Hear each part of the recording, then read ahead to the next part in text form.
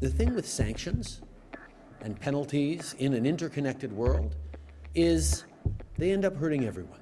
We cannot hold back on putting everything forward to hold Vladimir Putin to account, to make sure that he understands that this was a terrible mistake for which he and the Russian people will pay. The Prime Minister earlier today with some strong words against Russia's leader. Is Canada doing enough? Is it working? It's Thursday. I'm here with that issue. Chantal Hébert, Andrew Coyne, Althea Raj, and Elamine Abdelmahmoud. Obviously, Canada is not working in a vacuum here. It is coordinating with its allies to put these different sanctions in place. But Chantal, how do you think the Trudeau government is managing this crisis? A lot better than the occupation of downtown Ottawa, and it's a much bigger problem. But let's be clear, Canada here is not in the lead. It is doing everything that it has to do to be in sync with its allies, but it needs to take its cues from Europe, for one, and the US, for two. And Andrew, are there things that we could, as a sort of middle power, soft power, be doing that we are not doing, or is there a leadership role that we could be providing that you don't see us doing? I don't see us playing a leadership role in this fight. I'd prefer if we weren't slightly behind the curve. It's a minor complaint. We have brought in the things we should have been bringing in terms of financial sanctions, in terms of going after the oligarchs, in terms of closing our airspace, and in terms of providing weapons. But we always seem to be slightly slower than one might prefer. I'm not sure why. But as I say, in the grand scheme of things, it's a minor complaint. One wishes we were in a position to provide substantially more in the way of lethal weapons to Ukraine, but it's a mark of how much our military has been degraded that we're probably doing about as much as we can now. Althea, what do you make of how the government is managing it, and whether it is sort of the extent of what we are capable of? Well, I think the interesting thing in this is that bar of like what the government is prepared to do keeps shifting, and that's a good thing. I mean, I think to everybody else's point, we are working hand in hand, and it's great to see the type of cooperation that we've seen with the United States and with our European allies, and with, I'm still blown away by Switzerland, no longer being neutral, and Germany increasing its defense spending. I mean, the changes that have happened over the past 2 weeks are monumental, but is it working?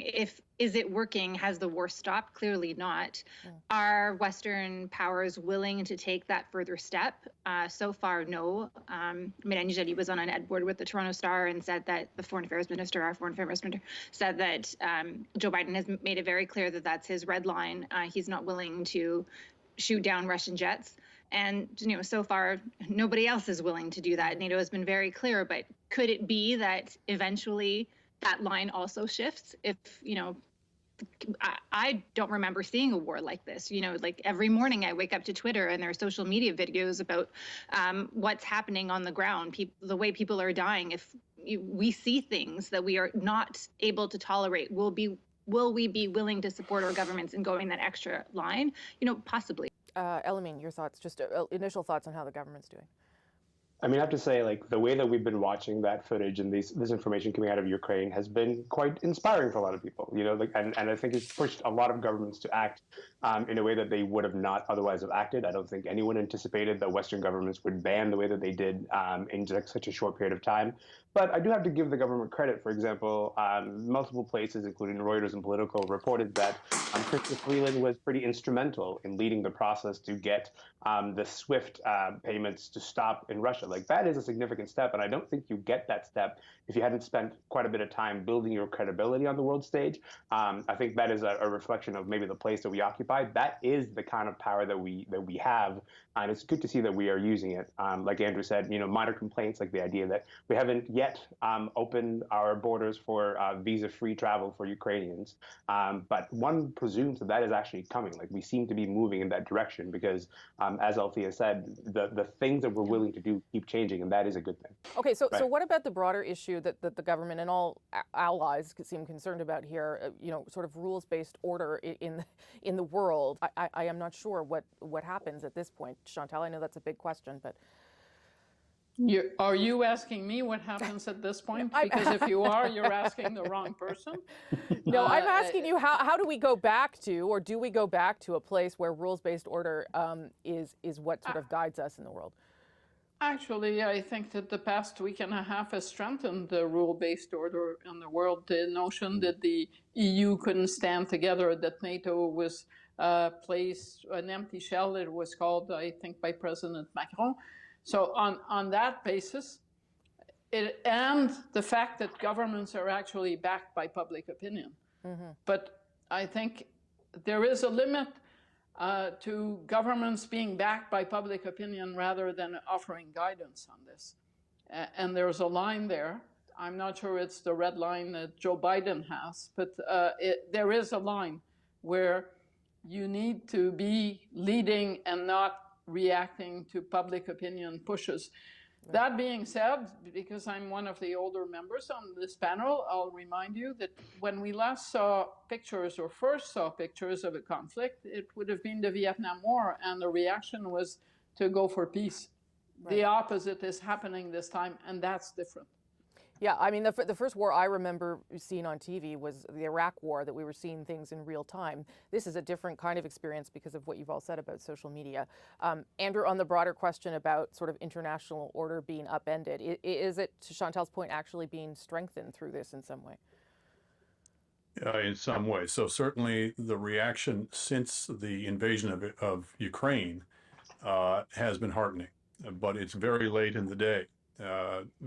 Vladimir Putin has presented a challenge to the rules-based order for many, many years, and his previous incursions upon it, his previous outrages, including in Ukraine in 2014, including in Georgia in 2008, were met with much less fortitude and much less strength and resolve, which is the reason why we're here today.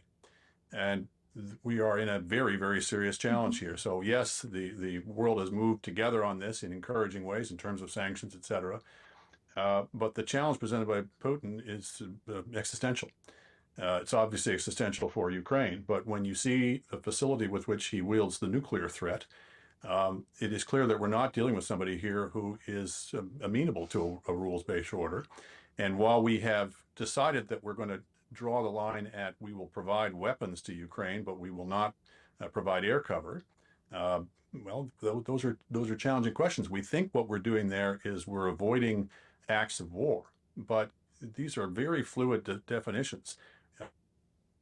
You can look at our providing weapons to Ukraine as being helping Ukraine to attack the Russians, or you can look at it as NATO attacking the Russians using Ukraine personnel.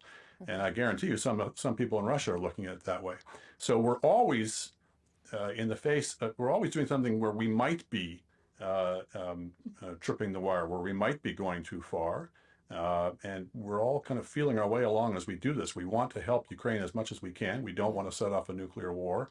But it's going to be really challenged when we see the casualties start to mount in Ukraine, and when the demands that we do something mount. It's very unclear where that line has to be drawn. Yeah, and I guess to Chantal's point, Althea, how the public responds to those things is also part of, not the central calculation, but it's part of how leaders in different countries have to think about it too. Of course, and that line keeps shifting, I think, for people, like the population, the citizenry, as well as governments. But I think what's really clear from, what Chantal and Andrew are saying is that we're not going to succeed unless we all do this together. And in some ways that's heartening, but it's also a little discouraging. I think a lot of questions will be asked later, maybe even starting, frankly, about what our own military capabilities are and how ill-equipped we are to defend our own borders, especially our north. So it is interesting that we are seeing our democratic institutions that have gone through a lot of questioning, and we've basically since Donald Trump's election, I think we've all wondered if our institutions can survive. And there was a lot of time during COVID where we thought maybe things were looking really gloomy, and actually this has united us, not just Western allies, but even just the House of Commons this week. I mean, the tone in question period is so drastically different. The questions are really about policy. It is really quite heartening to see opposition parties and the government working together, the Prime Minister responding, saying, like, we're open to all of your suggestions. It's, you know, there are slivers of sunlight amidst these dark clouds. Yeah, I mean, it's quite a contrast to the way Parliament was working at the height of the crisis of the convoy, which was, you know, only a week or so ago. Elaine, your thoughts on everything? I mean, I have to say that one of the positives of our world order responding to Russia has been that we've pulled out all the stops when it comes to legal, economic sanctions, everything that can be applied. But the negative is that we appear to have actually reached that threshold pretty quickly. And just a matter of like, what do we do next when we have no more tools left in our arsenal? I think there are tools being applied in terms of trying to convince Russians in Russia to sort of protest against this, but that can only be pushed so far. So it's a matter of whether we kind of look around and say there is nothing else we can do except for escalate it to the place where nobody wants to escalate it to. So I'm worried that we're running out of options quickly. Well, as I say, we take refuge in that. We say establishing a no-fly zone would be too far. That would escalate. But Putin could turn the tables on it. Putin could say, you know what, the fact that you're providing this weaponry, that's too much. I'm now threatening over that. Yeah. And what will we do then? Yeah. So at some point, we're always going to be running up against this question of what threats will we accept and what threats won't we? And I'm not, as I said, I'm not sure we should be too self-congratulatory when what we're staring right now in the face is likely mass slaughter in Ukraine. Last word to you, Chantal. But that just goes to show that it is political leadership rather than whatever people feel that we should be doing that should guide Canadians, but also the rest of the world. And I'm not completely sure that it makes sense to believe that people will follow governments onto something that is more drastic. Okay. So it's very slippery ground here. Yeah. I also believe self-congratulations are not in order. Okay, we'll leave it there, everybody.